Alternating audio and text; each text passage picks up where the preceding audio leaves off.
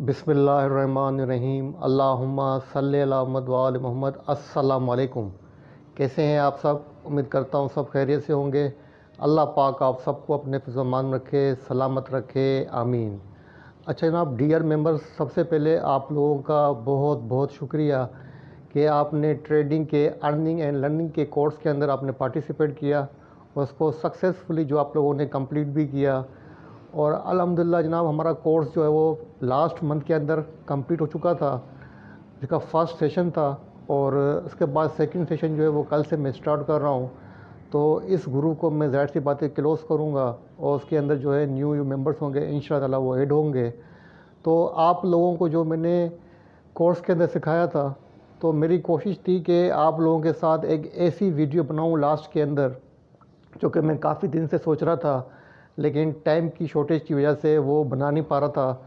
तो आज थोड़ी सी जो है ईद की छुट्टियों के बाद एक और हॉलीडेज़ का मौका मिला है, जो कि 1 मई तक है, तो टाइम भी है। तो मैंने सोचा कि ग्रुप को क्लोज़ करने से पहले आप लोगों के लिए एक वीडियो हदिया कर जाऊं, एक गिफ्ट कर जाऊं, जिसमें मैं कोशिश करूं कि जो हमने पढ़ा था, सीखा था, वो सब आप लोगों के काम आए और एक समराइज़ होकर पोजीशन होकर सामने आए।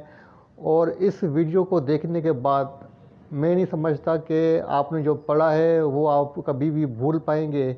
और ये वीडियो अगर आपने देख ली और उसको समझ लिया, तो मेरे ख़्याल से मेरी जो कोशिश होगी वो कामयाब जाएगी।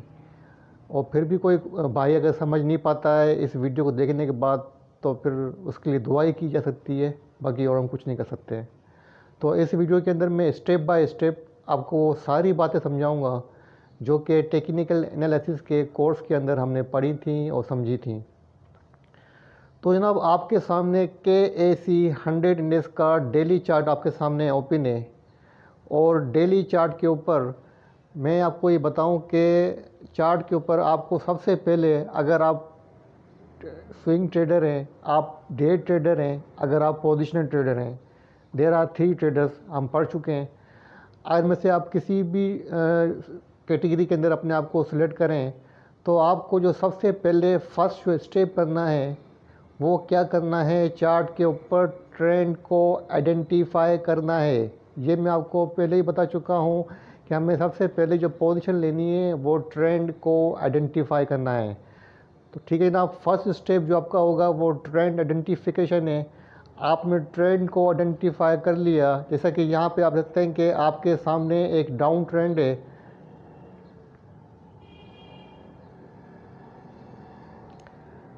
अच्छा, ट्रेंड को आइडेंटिफाई कैसे करेंगे? आप जो है जनाब ट्रेंड लाइन को ड्रॉ करेंगे। अगर आप ट्रेंड लाइन को ड्रॉ करते हैं और आप देखते हैं कि भाई ट्रेंड लाइन जो है डाउनवर्ड की तरफ जा रही है, स्लैब हो रही है, तो इसका मतलब क्या है? ट्रेंड जो है डाउनवर्ड की तरफ है। क्लियर हो गया? तो डाउन ट्रेंड के अंदर आपको क्या करना है? बाइंग नहीं करनी है, सेलिंग अपॉर्चुनिटी ढूंढनी है। इसी तरीके से आपको बता चुका हूँ, अगर ट्रेंड पॉजिटिव है तो आपको बाइंग की अपॉर्चुनिटी ढूंढनी है, सेलिंग नहीं करनी है। ठीक है ना? फर्स्ट स्टेप आपका क्लियर हो गया, ट्रेंड आइडेंटिफिकेशन। उसके बाद आपको क्या देखना है? अगर डाउन ट्रेंड है तो आपको क्या करना है, अगर ट्रेंड पॉजिटिव है तो आपको क्या करना है, ये आपको मैं पढ़ा चुका हूँ। ठीक है ना? सेकंड जो आपका स्टेप होगा, अच्छा जनाब, ट्रेंड को पहचानने के बाद, आइडेंटिफाई करने के बाद आपके पास जो सेकंड स्टेप करना है वो क्या करना है जनाब? आपको करना है जनाब कैंडलस्टिक पैटर्न। कैंडलस्टिक पैटर्न को आपको आइडेंटिफाई करना है कि कैंडलस्टिक जो पैटर्न बन रहा है वो कौन सा बन रहा है, पॉजिटिव बन रहा है या नेगेटिव बन रहा है। अगर डाउन ट्रेंड के अंदर कैंडलस्टिक पैटर्न आपको पॉजिटिव बनता हुआ नजर आए, तो आपको क्या करना है? आपके माइंड में ये बात आनी है कि यहाँ से जो ट्रेंड है वो रिबाउंड हो सकता है और करेक्टिव मूव जो है वो स्टार्ट हो सकती है। तो आपको वहाँ पे वेट करना है कि कब तक जो है ये मूव जो है वो जा सकती है। वहाँ पे आपको जो है सेलिंग की अपॉर्चुनिटी ढूंढनी है। अगर ट्रेंड पॉजिटिव है तो आपको वहाँ पे नेगेटिव कैंडलस्टिक पैटर्न को सर्च करना है। अगर नेगेटिव कैंडलस्टिक जब तक नहीं बनती है, पैटर्न नहीं बनता है, पॉजिटिव ट्रेंड के अंदर आपको सेलिंग नहीं करनी है। सेकंड स्टॉप, ठीक है ना? सेकंड स्टेप हो गया। अब थर्ड जो पोजीशन हमको लेनी है वो क्या करना है? थर्ड स्टेप क्या होगा आपका? अच्छा ना, ट्रेड आइडेंटिफिकेशन करने के बाद, कैंडलस्टिक पैटर्न आइडेंटिफिकेशन करने के बाद आपको जो थर्ड स्टेप लेना है वो क्या, ठीक है ना। तो आपने फर्स्ट स्टेप समझ लिया, सेकंड स्टेप समझ लिया, अब आपके पास जो थर्ड स्टेप है, जो कि मोस्ट इम्पोर्टेंट स्टेप है, जो कि मोस्ट इम्पोर्टेंट स्टेप होगा, वो है जनाब सपोर्ट और रेजिस्टेंस को आइडेंटिफाई करना। सपोर्ट और रेजिस्टेंस को आइडेंटिफाई करना आपके लिए बहुत बहुत ज़रूरी है, चाहे आप स्विंग ट्रेडर्स हों, चाहे आप डे ट्रेडर्स हों, चाहे आप पोजिशनल ट्रेडर्स हों। तो सपोर्ट रेजिस्टेंस कैसे पहचानते हैं, वो आपको स्विंग्स आए और स्विंग्स लो को जो है वो कनेक्ट करना पड़ता है। जैसा कि यहाँ पे आप देख सकते हैं, मैं आपको मिसाल दे देता हूँ। यहाँ पे आप देखें तो ये इंडेक्स के पास जनाब रेजिस्टेंस लेवल है, ठीक है ना।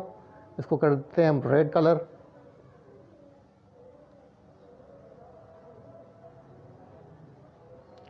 तो इंडेक्स के पास रेजिस्टेंस लेवल है जो कि इंडेक्स का प्रीवियस हाई है। अगर हम सपोर्ट की बात करें तो जनाब इंडेक्स के पास जो सपोर्ट बनती हैं वो ये, और रेजिस्टेंस कौन कौन सी बनती हैं, ताकि आपको मल्टीपल रेजिस्टेंस दिखा देता हूँ, ताकि आपके सामने रेजिस्टेंस का जो कॉन्सेप्ट है वो क्लियर हो जाए। सेकंड रेजिस्टेंस जहाँ बनती है, ठीक है ना। इसका कलर भी चेंज कर देते हैं।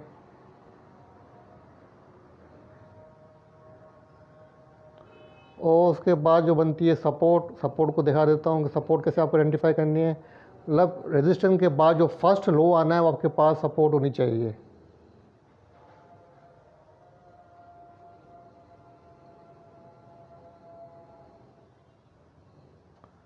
तो जनाब यहाँ पे जो मुझे नज़र आ रहा है जनाब, वो यहाँ पे नज़र आ रहा है। तो ये आपके पास सपोर्ट है। एक मिनट, ठीक है ना। तो ये आपके पास देखें ग्रीन लाइन, ये सपोर्ट लेवल है जो कि आपके लो होगा। जैसे मिसाल के तौर पर यहाँ पे आप थोड़ा आइडेंटिफाई करें, मैं आपको थोड़ा सा और समझा देता हूँ ताकि आपको सामने क्लियर हो जाए। और देखें जनाब, तो ये इंडेक्स के अंदर जो जो मूव बन रही है, अब इंडेक्स आपको जो ये मूव बनता हुआ नज़र आ रहा है, पॉजिटिव मूव, इसके बाद जहाँ से इंडेक्स रिवर्स हुआ है, अगर मैं आपको कहूँ कि चार्ट के ऊपर एक रिवर्सल पॉइंट बताएं जहाँ से लास्ट टाइम इंडेक्स रिवर्स हुआ था, तो आप जाहिर सी बात है यही लेवल कहेंगे कि इंडेक्स यहीं से रिवर्स हुआ था। तो जाहिर सी बात है इंडेक्स के पास रेजिस्टेंस बन गई। उसके बाद सेकंड रेजिस्टेंस हमारे पास यहाँ बनती है। अगर हम फिर सपोर्ट की बात करें तो हमें सपोर्ट में क्या देखना पड़ता है, जहाँ से इंडेक्स ने नीचे से अपनी पोजीशन बना के, नीचे का लेवल है, लो का लेवल इंडेक्स ने बना के, वहाँ से इंडेक्स जो है वो रिबाउंड हुआ हो, जो कि पिछली रेजिस्टेंस हो, या तो पिछली रेजिस्टेंस हो, तो वो ना हमारे पास सपोर्ट करके ज़्यादा करती है। अगर हम पिछली रेजिस्टेंस की बात करें तो हमारे पास जो पिछली रेजिस्टेंस बनती है, जो कि जनाब देखें, अगर ये फ़िलहाल अगर ब्रेक होगी रेजिस्टेंस, तो यही जनाब रेजिस्टेंस हमारे पास क्या बन जाएगी, सपोर्ट बन जाएगी। अगर ये रेजिस्टेंस अगर ब्रेक होगी तो हमारे पास जाहिर सी बात है सपोर्ट बन जाएगी। जब प्रीवियस रेजिस्टेंस ब्रेक होती है तो वो सपोर्ट का किरदार प्ले करती है। अगर वो ब्रेक नहीं होती है, अगर मिसाल के तौर पर रेजिस्टेंस ब्रेक नहीं होती है, फिर आपको लो ढूंढना है। तो लो ढूंढने के लिए क्या करना है, लो का जो स्विंग पॉइंट है वो आपको देखना है, वो कौन सा बन रहा है जनाब, प्रीवियस हाई। ये आपके पास रेजिस्टेंस है, ये आपके पास रेजिस्टेंस है, ठीक है ना। तो थर्ड स्टेप के अंदर आपको सपोर्ट और रेजिस्टेंस आइडेंटिफाई करनी है, इसके ऊपर काफ़ी फोकस काम करना पड़ेगा। और तो ये आपने समझ लिया। अब हमारे पास जो फोर्थ स्टेप होगा जनाब वो ये होगा।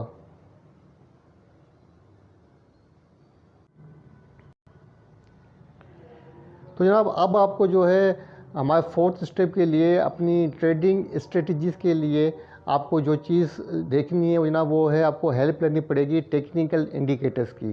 टेक्निकल इंडिकेटर्स की आपको हेल्प करनी पड़ेगी ताकि आप कंफर्म कर सकें कि आपको यहाँ पे एंट्री करनी है नहीं करनी है, एज ए इन्वेस्टर भी एंट्री करनी है या नहीं करनी है, एज ए ट्रेडर भी आपको एंट्री करनी है नहीं करनी है। तो उसके लिए फ़र्स्ट जो इंडिकेटर आपको यूज़ करना है जनाब वो करना है moving averages. Simple moving average आपको सर्च करना है। यहाँ आप जाएँ जनाब,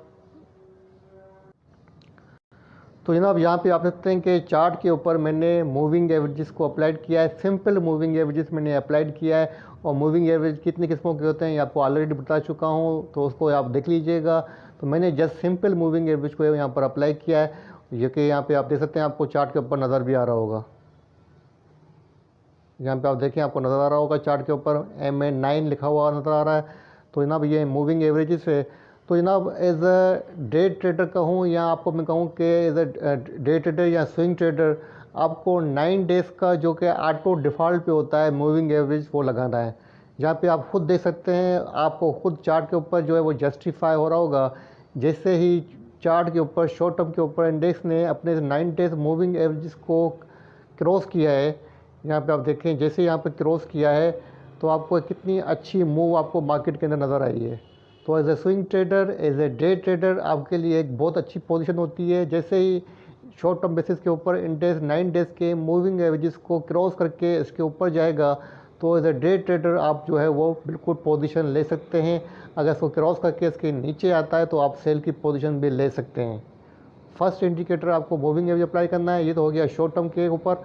अगर मिसाल के तौर पर मैं कहूँ कि आप चाहते हैं भाई मैं तो पोजीशन लेना चाहता हूँ एज अ लॉन्ग टर्म, मैं लॉन्ग टर्म जो है इन्वेस्टर पोजीशन लेनी है, तो आपको क्या करना है जनाब, कुछ नहीं करना है, आपको जस्ट इस मूविंग एवरेज को जो है क्लिक करना है, इसकी सेटिंग पे जाना है। सेटिंग पे जाके जनाब यहाँ पे आप इसकी जो इनपुट है, मतलब इसको इनपुट को सिलेक्ट करें, 9 डेज़ को हटा के यहाँ पे आप 50 डेज़ लिख दें, 5050।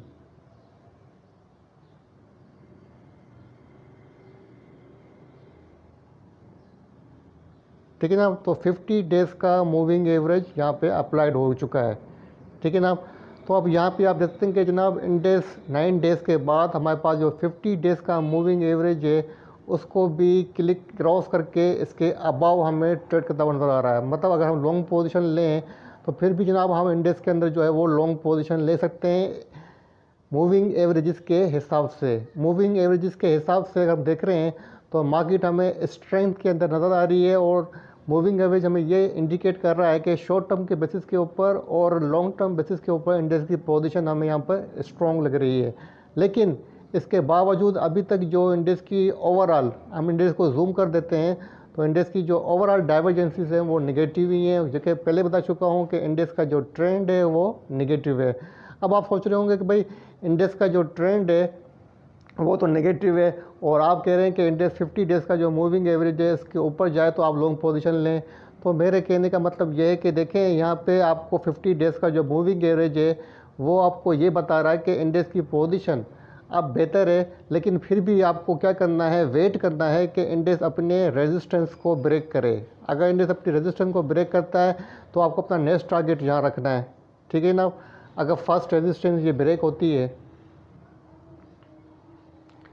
अगर फर्स्ट रेजिस्टेंस ये ब्रेक होती है तो ये हमें फर्दर कंफर्मेशन देगा कि इंडेक्स का जो ट्रेंड वो यहाँ पर रिवर्स हो रहा है। अगर फर्स्ट रेजिस्टेंस ये ब्रेक हुई तो हम क्या करेंगे, हमारी कंफर्मेशन मिलेगी कि इंडेक्स का ट्रेंड जो है वो रिवर्स हो रहा है। उसके बाद हमें नेक्स्ट रेजिस्टेंस के ऊपर जो है वो वेट करना पड़ेगा और वो बनती है कहाँ पर जनाब, वो बनती है मिसाल के तौर पर यहाँ बनती है। ठीक है। अगर इन दोनों रेजिस्टेंस को इंडेक्स ब्रेक करता है तो हमें फर्दर जो है स्टेप बाय स्टेप, मतलब रेजिस्टेंस अगर ब्रेक होती जाएंगी तो हमें फर्दर कंफर्मेशन होती जाएगी और हमें कंफर्मेशन होगी कि इंडेक्स का जो ट्रेंड है यहाँ से रिवर्स हो रहा है। फिर उसके बाद हम जो है अल्हम्दुलिल्लाह जो है अपनी पोजीशन एक लॉन्ग टर्म के लिए भी सेट कर सकते हैं। एक एज ए इन्वेस्टर भी जो है मार्केट के अंदर अपनी पोजीशन ले सकते हैं। लेकिन जब तक इंडेक्स अपनी रेजिस्टेंस को ब्रेक नहीं करेगा, ऊपर नहीं जाता है, तो हमें कंफर्मेशन नहीं मिलती है। चाहे हमें मूविंग एवरेजेस इंडिकेट करे, चाहे हमें जो कोई भी टेक्निकल इंडिकेटर जो है वो हमें इंडिकेट करे कि इंडेक्स के अंदर जो है ट्रेंड रिवर्सल है। आपको जस्ट सबसे पहले यहाँ पर यही चीज़ देखनी है कि इंडेक्स के अंदर जो रेजिस्टेंस हैं वो बिल्कुल ब्रेक होनी चाहिए। लेकिन मूविंग एवरेज आपको इसमें ज़रूर हेल्प करता है कि आप शॉर्ट टर्म बेसिस के ऊपर, डे ट्रेडर के बेसिस के ऊपर, स्विंग ट्रेडर की पोजीशन के ऊपर आप अपनी पोजीशन ले सकते हैं। ठीक है ना। तो मेरे ख्याल से आपके पास आप जो इंडिकेटर्स का बताया मैंने मूविंग एवरेज का, वो कॉन्सेप्ट भी क्लियर हुआ होगा। उसके बाद एक और एक और मेरे जो है वो इंडिकेटर यूज़ करूँगा जो कि मैं भी यूज़ करता हूँ ना, वो है बॉलिंजर बैंड। उसको अप्लाइड करना है।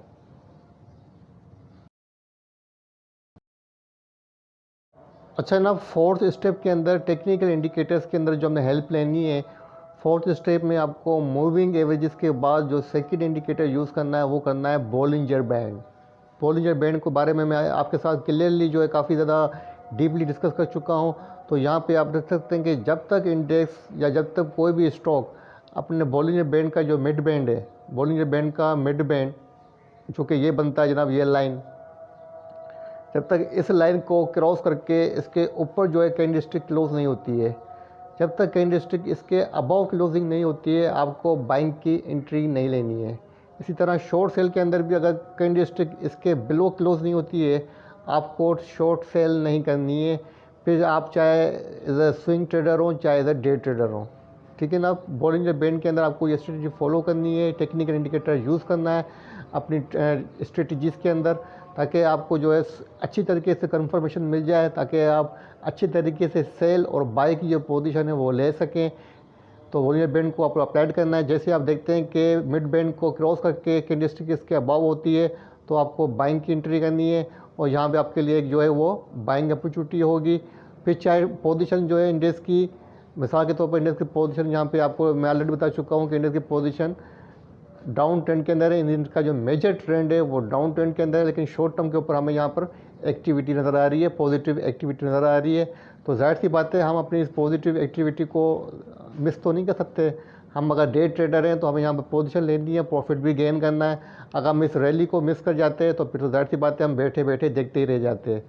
तो एज ए डे ट्रेडर, जो डे ट्रेडर होता है उसके लिए दोनों अपॉर्चुनिटी होती है। सेलिंग अपॉर्चुनिटी भी उसके लिए अवेलेबल होती है, उसके लिए जो बाइंग अपॉर्चुनिटी होती है वो भी उसके लिए काफ़ी इंपॉर्टेंट होती है। तो एज ए डे ट्रेडर आपको क्या करना है, बॉलिंजर बैंड को अप्लाई करना है। जैसे आप ये देखते हैं कि मूविंग एवरेज का जो 20 डेज़ का मूविंग एवरेज है, जो कि मिड बैंड भी बॉलिंजर बैंड है, अगर इसके अबव कैंडलस्टिक क्लोजिंग होती है तो यहाँ पे आपको बाइंग एंट्री करनी है। अगर इसके बिलो क्लोजिंग होती है तो यहाँ पे आपको सेलिंग अपॉर्चुनिटी होती है। कोई रॉकेट साइंस नहीं है, जस्ट आपको टेक्निकल इंडिकेटर्स पर जाके बॉलिंजर बैंड को अप्लाई कर देना है। और जैसे अप्लाई कर देते हैं तो आपके सामने एक बनाया सिस्टम जो सॉफ्टवेयर है वो आपके सामने अप्लाइड हो जाता है। और यहाँ पे आप इजीली जो है यहाँ पे आइडेंटिफाई कर सकते हैं। और आपको यहाँ पे कुछ प्रॉब्लम भी होगी, जाहिर सी बात है। देखें, मैं आपको पहले ही बता चुका हूँ कि जो टेक्निकल एनालिसिस की जो डेफिनेशन है, उसका मतलब ये होता है कि हम पास्ट के डेटा को प्रेजेंट डेटा से कंपेयर करके, मैच करके फ्यूचर की प्रेडिक्शन करते हैं। और ये जस्ट फोरकास्ट होती है, प्रेडिक्शन होती है, 100% कंफर्मेशन नहीं होती है। कहीं कहीं आप सही भी जाएंगे, कहीं कहीं आप गलत भी जाएंगे। लेकिन जितनी अच्छी आपकी कमांड होगी, जितनी अच्छी आपकी प्रैक्टिस होगी, आपकी लॉस के चांसेस वो मिनिमाइज रहेंगे और आपके प्रॉफिट के चांस जो है वो मैक्सिमम रहेंगे। तो यहाँ पे आप देख सकते हैं कहीं कहीं आपको कन्फ्यूजन भी होगी कि यहाँ पे आप देखें कि जिस तरह के यहाँ पे आपको एक सेटअप नज़र आ रहा होगा कि बॉलिंजर बैंड के मिड बैंड से अबव कैंडलस्टिक तो गई, क्लोज भी हुई, लेकिन उसके बाद वहाँ से अगेन जो है पोजीशन यहाँ पर रिवर्स हुई। तो देखें, अब फर्स्ट यहाँ पे आप देखें, गौर करें तो फर्स्ट कैंडलस्टिक जो बनी ग्रीन, उसके बाद जो सेकंड कैंडलस्टिक बनी है वो कौन सा पैटर्न है, डार्क क्लाउड कवर पैटर्न बना, तो एक नेगेटिव पैटर्न है। वहाँ पे आपको समझ जाना है कि चाहे कैंडलस्टिक पैटर्न जो है इस कैंडलस्टिक जो है वो अपने मिड बैंड से अबव क्लोज हुई है, लेकिन जो सेकंड कैंडलस्टिक बनी है वो आपको इस बात को इंडिकेट कर रही है, क्या इंडिकेट कर रही है कि सेलिंग आ सकती है, क्योंकि डार्क क्लाउड कवर पैटर्न बना है। तो डार्क क्लाउड कवर पैटर्न बना है तो आपको वेट करना है, ठीक है जनाब। नेगेटिव कैंडलस्टिक पैटर्न बन जाता है तो आपको वहाँ पे वेट करना है और कंफर्मेशन करनी है कि थर्ड या फोर्थ कैंडलस्टिक बने पॉजिटिव तो फिर मैं एंट्री करूँ। अब यहाँ पे आप देखें, थोड़ा सा गौर करें आपको, तो आपको जो कॉन्सेप्ट है वो क्लियर होगा कि यहाँ से पॉजिटिव मूव के बाद जैसे डार्क क्लाउड कवर बना, उसके बाद जो थर्ड कैंडलस्टिक बेरिश बनी, लेकिन उसके बाद जो लास्ट बनी है वो आपके सामने देखें तो वो बनी है जनाब बुलिश एंगल्फिंग जो है वो कैंडलस्टिक बनी है। मैं आपको हाईलाइट कर देता हूँ ताकि आपके सामने पोजीशन क्लियर हो जाए और आप आइडेंटिफाई कर सकें। यहाँ पे देखें, ठीक है ना। तो बुलिश एंगल्फिंग पैटर्न बना, तो फिर यहाँ से जनाब हमें जो है इंडेक्स के अंदर एक अच्छा खासा मूव नज़र आया, ठीक है ना। तो मतलब एहतियात करनी है, ऐसा नहीं करना है कि आपको आंखें बंद करके काम करना है कि यहाँ पे आप देख रहे हैं कि भाई बॉलिंजर बैंड से अबव गया है तो मैं फ़ौरन जो है वो एंट्री कर लूँ, बॉलिंजर बैंड के मिड बैंड से ऊपर गया है तो यहाँ पे फ़ौरन एंट्री करूँ, और बॉलिंजर बैंड के मिड बैंड से नीचे आ रहा है तो मैं फ़ौरन सेल करूँ। नहीं, कैंडलस्टिक पैटर्न को भी देखना है और ट्रेंड के अगेंस्ट नहीं जाना है, अपनी दिल की नहीं सुननी है, दिमाग की सुननी है। और सेकंड क्या करना है आपको जनाब, जो कि आपको बता चुका हूँ, जो कि बहुत अच्छी अपॉर्चुनिटी होती है। जैसा कि यहाँ पे आप देखेंगे इंडेक्स कंटिन्यू बॉलिंजर बैंड का जो अपर बैंड है उसके अबाउट ट्रेड कर रहा है। तो मैं आपको बता चुका हूँ कि इंडेक्स के लिए जो ये होता है वो सेलिंग अपॉर्चुनिटी होती है।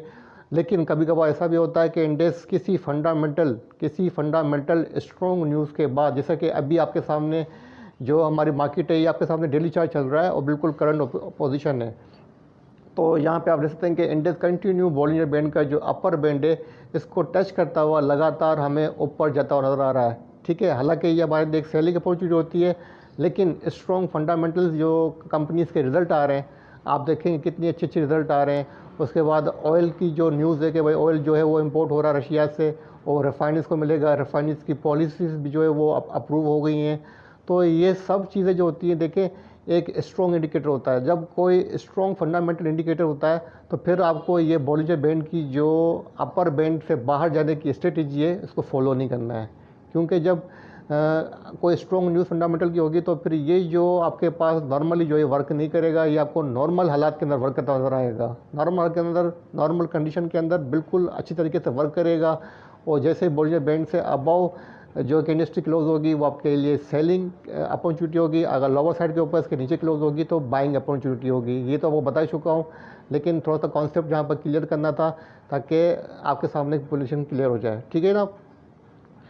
अब जो हमारे पास ये 4 स्टेप तो आपने समझ लिए। फर्स्ट स्टेप क्या था, ट्रेड आइडेंटिफाई करना। सेकंड स्टेप क्या था, आपको जनाब रेजिस्टेंस को और सपोर्ट रेजिस्टेंस को आइडेंटिफाई करना है। थर्ड था जनाब कैंडलस्टिक पैटर्न को आपको आइडेंटिफाई करना है। उसके बाद फोर्थ में आज स्टेप के अंदर मैंने आपको जो टेक्निकल इंडिकेटर्स की हेल्प बताई है उसमें मेजर मैंने दो आपको बताए, मूविंग एवरेज और सेकंड बताया जनाब बॉलिंजर बैंड।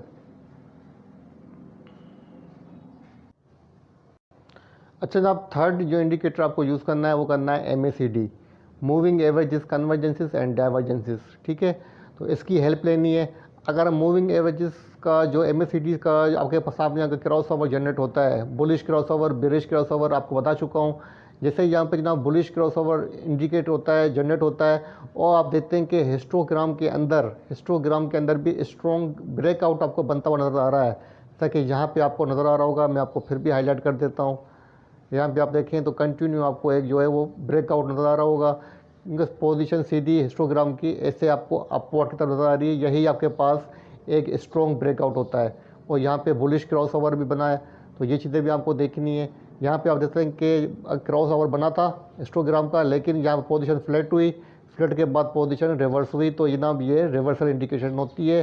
हिस्टोग्राम को देख के भी आप लगा सकते हैं। अगर हिस्टोग्राम की पोजीशन, अगर आपको हिस्टोग्राम की पोजीशन छोटी नज़र आए, यहाँ पे आप देखें, अगर एक हिस्टोग्राम की पोजीशन कुछ लॉन्ग बन रहे हैं, हिस्टोग्राम यहाँ पर भी थोड़े लॉन्ग बन रहे हैं, लेकिन यहाँ पे एक मिनिमम पोजीशन नज़र आ रही है, छोटे छोटे स्मॉल आपको हिस्टोग्राम की पोजीशन नज़र आ रही है। तो ये इस बात को इंडिकेट करती है कि जो भी पोजीशन है इंडेक्स के अंदर वो फ़िलहाल वीक है और कोई इतना बड़ा काम हमें नज़र नहीं आ रहा है। आपको हमेशा बड़े हिस्टोग्राम के अंदर, जहाँ बड़े बड़े हिस्टोग्राम बनते नज़र आए, वहाँ पे आपको एंट्री लेनी है, वो आपके लिए एक अच्छी अपॉर्चुनिटी होती है। ठीक है ना। तो आपको थर्ड क्या करना है, जो इंडिकेटर यूज़ करना है वो MACD का यूज़ करना है। तो यहाँ पे आप देखें, अब जो स्टेप बाय स्टेप आपको मैंने चीज़ें बताई वो क्या करना है। फर्स्ट आपको स्टेप मैंने बताया था कि आपको क्या करना है, ट्रेंड आइडेंटिफाई करना है। ठीक है ना। मैं यहाँ पर कुछ चीज़ों को हिडन कर देता हूँ ताकि जो चीज़ें आपको मैंने बताई हैं वो आपको थोड़ी समझ में भी आ जाए। तो यहाँ पे देखें आपको क्या करना है, फर्स्ट जो आपको क्या करना है, ट्रेड आइडेंटिफाई करना है। ट्रेड आइडेंटिफाई आपने कर लिया है कि इंडेक्स का जो ट्रेंड है जनाब, वो मेजर ट्रेंड इंडेक्स का नेगेटिव है, लेकिन शॉर्ट टर्म के ऊपर इंडेक्स की जो पोजीशन है जनाब वो क्या है, पॉजिटिव है। वो इसलिए पॉजिटिव है कि यहाँ पे आप देखते हैं कि इंडेक्स ने अपने प्रीवियस लो को ब्रेक नहीं किया है। जो कि इंडेक्स के बाद प्रीवियस लो बनता है वो कौन सा बनता है, मैं आपको दिखा देता हूँ, 1 मिनट। इंडेक्स का प्रीवियस लो जो बनता है जनाब ये बनता है। तो इंडेक्स ने अभी तक उसको ब्रेक नहीं किया, उससे पहले एक ये बनता है, इसको ब्रेक नहीं किया है। तो इंडेक्स जनाब अपना लो तो बनाया इंडेक्स ने, यहाँ पे तो आया, लेकिन अपने प्रीवियस लो को ब्रेक नहीं किया और यहाँ से ही रिबाउंड हो गया है। तो as a short term basis के ऊपर भी आप जो है वो डे ट्रेडर पोजीशन ले सकते हैं, लेकिन आपको यहाँ पर लॉन्ग पोजीशन नहीं लेनी है। पहले बता देता हूँ कि लॉन्ग पोजीशन नहीं लेनी है, क्योंकि इंडेक्स का जो ट्रेंड है, मेजर ट्रेंड, अभी तक बुलिश नहीं है। जब तक बुलिश नहीं होता है आपको लॉन्ग पोजीशन नहीं लेनी है। बाकी डे ट्रेडर, स्विंग ट्रेडर की एज अ पोजीशन आप यहाँ पे ले सकते हैं। ठीक है ना। फर्स्ट आपने ट्रेंड को आइडेंटिफाई कर लिया, उसके बाद आपको क्या करना है, कैंडलस्टिक पैटर्न को पहचानना है। जैसे कि यहाँ पे आप देख सकते हैं, यहाँ पे आप देखें जब इंडेक्स की पोजीशन नेगेटिव थी और इंडेक्स कंटिन्यू आपको एक नेगेटिव पैटर्न बनाता हुआ नज़र आ रहा था, डाउनवर्ड की तरफ था, कोई आपको पॉजिटिव साइन नज़र नहीं आ रही थी। तो यहाँ पे आप देखें जब इंडेक्स की पोजीशन नेगेटिव थी तो यहाँ पे जनाब आपको एक पैटर्न बनता हुआ नज़र आ रहा है। अगर यहाँ पे आप गौर करें, मैं आपको हाईलाइट कर देता हूँ, 1 मिनट।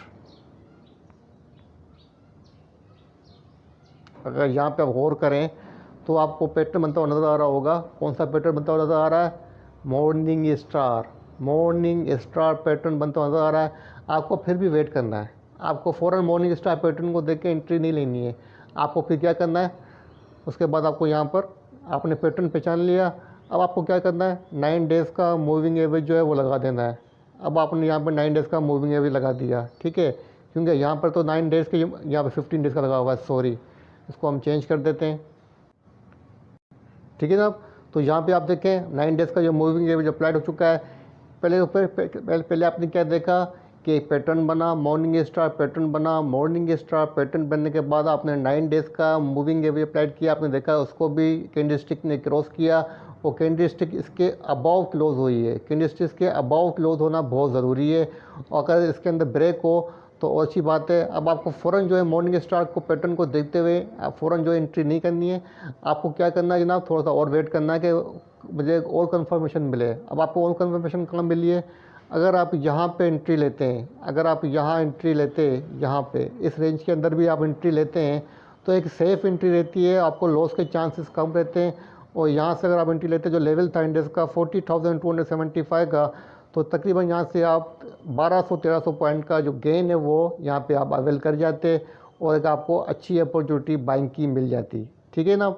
तो आपको क्या करना है, फर्स्ट ट्रेंड आइडेंटिफाई करना है, सेकंड क्या करना है, कैंडलस्टिक पैटर्न देखना है, उसके बाद आपको जो है वो टेक्निकल इंडिकेटर्स की हेल्प लेनी है, उसके बाद आपको सपोर्ट और रेजिस्टेंस को भी देखना है। आपने देखा, क्या देखा, फर्स्ट आपने देखा कि भाई ट्रेंड आइडेंटिफाई किया, उसके बाद आपने देखा कि भाई ट्रेंड आइडेंटिफाई करने के बाद आपने देखा कैंडलस्टिक पैटर्न देखा जो कि मॉर्निंग स्टार पैटर्न बना। फिर आपने 9 डेज़ का मूविंग एवरेज भी अप्लाइड किया, उसके हुए आपको कंफर्मेशन मिल गई, इसके अबाव जो है कैंडलस्टिक चली। उसके बाद आपने क्या देखा कि यहाँ पे जो शॉर्ट टर्म के ऊपर रेजिस्टेंस थी, कहाँ पर थी जनाब, यहाँ पर इंडेक्स के पास शॉर्ट टर्म के ऊपर जो रेजिस्टेंस थी, यहाँ पे आपको ब्रेकआउट मिला है। यहाँ पे ब्रेकआउट मिला है तो आपको फर्दर कंफर्मेशन मिल गई। मतलब आपको क्या करना है, अगर ट्रेंड नेगेटिव चल रहा है और आप इधर डे ट्रेडर पोजीशन लेना चाहते हैं, इधर स्विंग ट्रेडर, जो कि मैं अपनी बात करूं, मैं इधर स्विंग ट्रेडर हूं, मैं इन्वेस्टर नहीं हूं, तो मैं क्या करूंगा, मैं कंफर्मेशन किसे करूंगा, पहले मैंने कैंडलस्टिक पैटर्न को देखा, ट्रेंड को तो आइडेंटिफाई कर चुका हूँ, मुझे तो पता है कि ट्रेंड जो है नेगेटिव है, मार्केट के अंदर जो भी पोजीशन आ रही है वो शॉर्ट टर्म के ऊपर जो है पॉजिटिव नज़र आ रही है। लेकिन कंफर्मेशन हमें कहाँ मिलेगी, जब इंडेक्स मेजर रेजिस्टेंस को ब्रेक करेगा। मेरा माइंड क्लियर है, ठीक है। तो मुझे क्या करना है, अगर मैं स्विंग ट्रेडर पोजीशन लेना चाहता हूँ तो सबसे पहले मैं क्या करूँगा जनाब, फर्स्ट मैं अब ट्रेड आइडेंटिफाई किया, सेकंड हमने क्या किया, कैंडलस्टिक पैटर्न को पहचाना, उसके बाद जनाब मैंने क्या कंफर्मेशन ली, मूविंग एवरेज का 9 डेज़ का मूविंग एवरेज जो कि एक सिंपल मूविंग एवरेज है, ऑटो इसको लगा दिया, उसकी भी कंफर्मेशन मिल गई। उसके बाद मुझे फर्दर कंफर्मेशन कहाँ मिली, जब यहाँ पे शॉर्ट टर्म के ऊपर जो रेजिस्टेंस थी यहाँ पर ब्रेकआउट हुआ। जब शॉर्ट टर्म के ऊपर रेजिस्टेंस का ब्रेकआउट हुआ तो मुझे फोर्थ कंफर्मेशन मिली। मतलब इतनी सारी कंफर्मेशन मुझे मिल चुकी हैं, उसके बावजूद भी मैं एंट्री नहीं करता हूँ तो मैं तो बेवकूफ़ कहलाऊँगा। और फिर भी अगर मैं डाउटफुल रहता हूँ तो फिर तो ज़ाहिर सी बात है मैं बेवकूफ़ हूँ। इतनी सारी कंफर्मेशन के बाद तो बंदा जो है वो एंट्री करता है भाईजान। और यहाँ पे जो है आपके लिए एक बिल्कुल बाइंग की जो होती है अपॉर्चुनिटी होती है, और यहाँ पे आपको बिल्कुल एंट्री करनी चाहिए थी। अब जनाब आपको क्या करना है, अब नेक्स्ट स्ट्रेटजी आपको समझा देता हूँ जो कि अभी तक आई नहीं है। अब जो करंट ट्रेंड चल रहा है KSE 100 इंडेक्स का, मेरे हिसाब से इसकी जो मूव है वो कहाँ पे कंप्लीट होनी है। अब उसके लिए आपको क्या करना है, रेजिस्टेंस को देखना है। रेजिस्टेंस कौन सी बनती है जनाब, फर्स्ट तो यहाँ बन रही है शॉर्ट टर्म के ऊपर जो बनती है 42,136 के पास, क्योंकि हम यहाँ पे देखते हुए नज़र आ रहे हैं। क्योंकि हम यहाँ पे अगर गौर करें, अभी आपको बड़ी मेजर बात बता रहा हूँ, गौर कीजिएगा, इसको मिस नहीं किया करें। जो बात बता रहा हूँ इसको बहुत गौर से सुनिएगा। अब मैं आपको कह रहा हूँ कि भाई इंडेक्स का जो ट्रेंड है मेजर ट्रेंड नेगेटिव है। अब वो क्यों कह रहा हूँ, वो तो आपको मैं ट्रेंड आइडेंटिफाई करके बता चुका हूँ कि भाई ट्रेंड लाइन आपने स्लैब की, ट्रेंड लाइन अगर डाउनवर्ड की तरफ है तो नेगेटिव ट्रेंड है, अगर ट्रेंड लाइन जो है वो ऊपर की तरफ स्लैब हो रही है तो इसका मतलब पॉजिटिव ट्रेंड है। लेकिन यहाँ पे आप एक और चीज़ भी आइडेंटिफाई कर सकते हैं कि इंडेक्स अपने प्रीवियस हाई को जब तक ब्रेक नहीं करता है तो हम ये कहते हैं कि इंडेक्स का जो ट्रेंड है वो रेंज बाउंड है या तो फिर नेगेटिव है। अब यहाँ पे आप देखें कि अगर मैं आपको थोड़ा सा यहाँ पे थोड़ा सा हाईलाइट करूँ तो आप खुद आइडेंटिफाई कर सकते हैं कि इंडेक्स का जो प्रीवियस हाई था जो कि यहाँ था, इसको इंडेक्स ने ब्रेक नहीं किया है। इंडेक्स यहाँ पे नीचे तो आया है, ठीक है ना, लेकिन अपने प्रीवियस लो को ब्रेक नहीं किया। यहाँ से थोड़ा सा रीबाउंड हुआ, लेकिन अपने इस प्रीवियस हाई को ब्रेक नहीं कर पाया, ठीक है। उसके बाद इंडेक्स अगेन नीचे आया और इस बार इंडेक्स ने जनाब अपने इस लो को, जो कि एक सपोर्ट बनी हुई थी, इसको ब्रेक किया। इसको ब्रेक किया, उसके बाद थोड़ी बहुत फिर करेक्शन ले ली, ठीक है ना। लेकिन जो भी हाई बना रहा है अपने प्रीवियस हाई के बिलो बना रहा है, जो भी हाई बना रहा है अपने प्रीवियस हाई के बिलो बना रहा है। यहाँ पे आके इंडेक्स ने एक नया लो बना दिया, ठीक है ना। इंडेक्स ने अगेन जनाब यहाँ से रीबाउंड हुआ है और यहाँ पे अपना हाई बनाया, लेकिन अपने ब्रेकआउट भी दिया। यहाँ पर देखें, अगर यहाँ पे आप गौर करें तो इंडेक्स ने यहाँ पे एक ब्रेकआउट दिया है।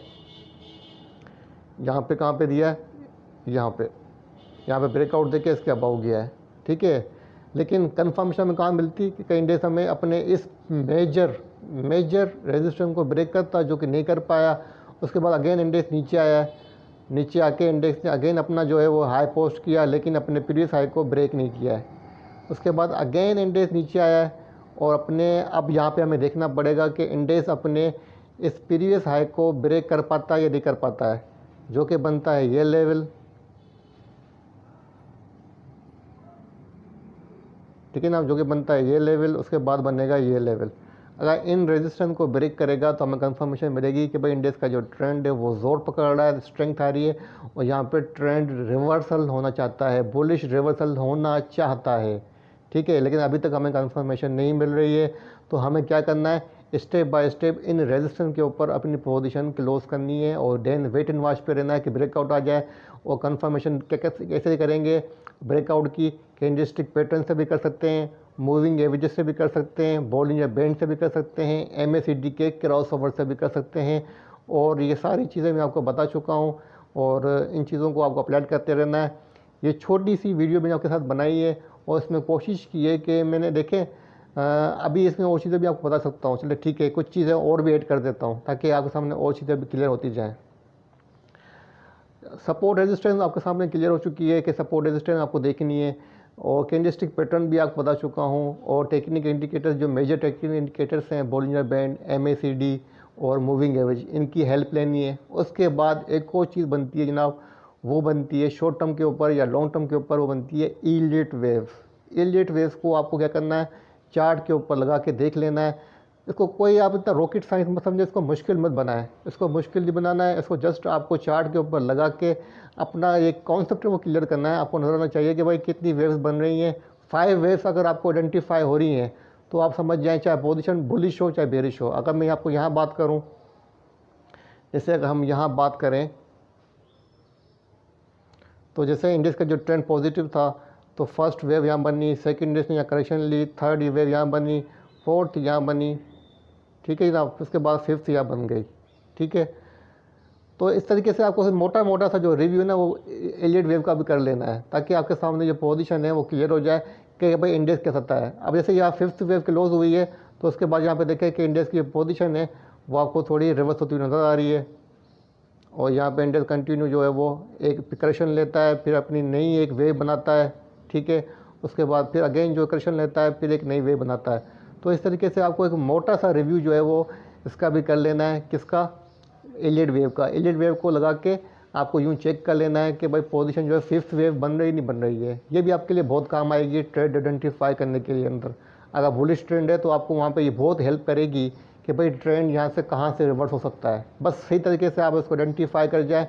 और आपको ये चीज़ तो मैं बता ही चुका हूँ कि ये जो करेक्शन मूव होती है, ये जो एलियट वेव के अंदर मूव होती है, ये होती है 30%। चाहे वो बेरिश ट्रेंड हो चाहे वो बुलिश ट्रेंड हो, ये जो करेक्शन आएगी वो 30% आएगी पिछले मूव का, ठीक है जनाब। तो एक छोटा सा रिव्यू आपके साथ मैंने हमारे टेक्निकल एनालिसिस का कोर्स का आपके साथ शेयर किया है, क्योंकि मेरे दिमाग के अंदर बात थी, माइंड के अंदर ये बात थी कि काफ़ी दिनों से कि आपके साथ कुछ ऐसी वीडियो शेयर करूं जिनके आप लोगों ने पार्टिसिपेट किया। हालांकि आप लोगों ने नहीं पूछा, आप लोग तो चुप बैठे हुए हैं और न आप लोगों ने कोई सवाल किया है, लेकिन इसके बावजूद मेरे माइंड के अंदर ये बात थी कि जिन लोगों ने पार्टिसिपेट किया है उनका हक बनता है कि उनके साथ एक शॉर्ट रिव्यू जो है वो वीडियो बना के कोर्स को रिवाइज़ कर दूं ताकि आपके सामने कुछ चीज़ें क्लियर हो जाएं। उम्मीद करता हूँ ये लास्ट वीडियो अगर आप देख लेते हैं तो आपके सामने बहुत सारी चीज़ें क्लियर हो जाएंगी। और इंशाअल्लाह ताला मैं नहीं समझता कि इस वीडियो को अगर आपने फोकस किया और इस वीडियो को अगर आपने गौर से समझ लिया तो मैं नहीं समझता कि आपको कभी भी ट्रेडिंग के अंदर कभी भी आपको मार पड़ेगी।